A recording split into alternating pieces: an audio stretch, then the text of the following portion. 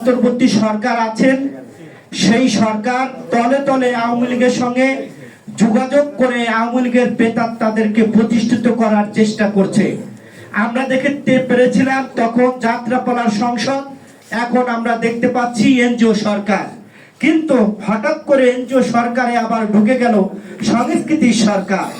আমরা যে ফারুকি এবং হত্যা মামলার যে আসামি, এই দুইজন মানুষকে যখন তারা উপদেষ্টা নিয়োগ দিয়েছে, বাংলাদেশের মানুষ হতভম্ব হয়েছে। কারণ বাংলাদেশের মানুষের রক্তের দাগ শুকায় নাই, কবরের মাটি শুকায় নাই। বাংলাদেশের মানুষের সাথে গাদ্দারি করেছে। অন্তর্বর্তী সরকারে যিনি আছেন, তার ডাইনে এবং বামে আওয়ামী লীগের প্রেতাত্মা এবং ভারতের প্রেতাত্মারা তাকে বিতর্কিত করার চেষ্টা করছে। সে আন্তর্জাতিক খ্যাতিসম্পন্ন মানুষ, কিন্তু তিনি রাজনীতিবিদ না। কাজেই তাকে রাজনীতিবিদদের পরামর্শ নিতে হবে।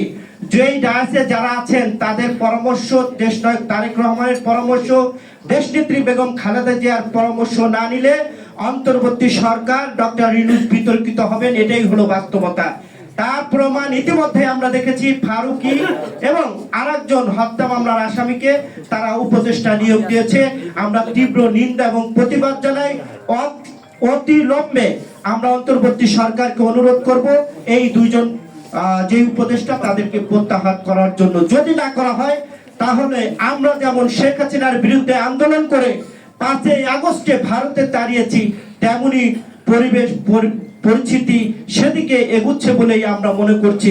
কাজেই এই সরকারে যারা আছেন তাদেরকে জনগণের ভাষা বুঝতে হবে, জনগণের মন বুঝতে হবে। যদি বুঝতে ব্যর্থ হন তাহলে তাদেরও পালাতে হবে বলেই এদেশের মানুষ মনে করে। সকলকে ধন্যবাদ জানিয়ে আমি আমার কথা শেষ করছি। এ পর্যায়ে বক্তব্য নিয়ে আসবেন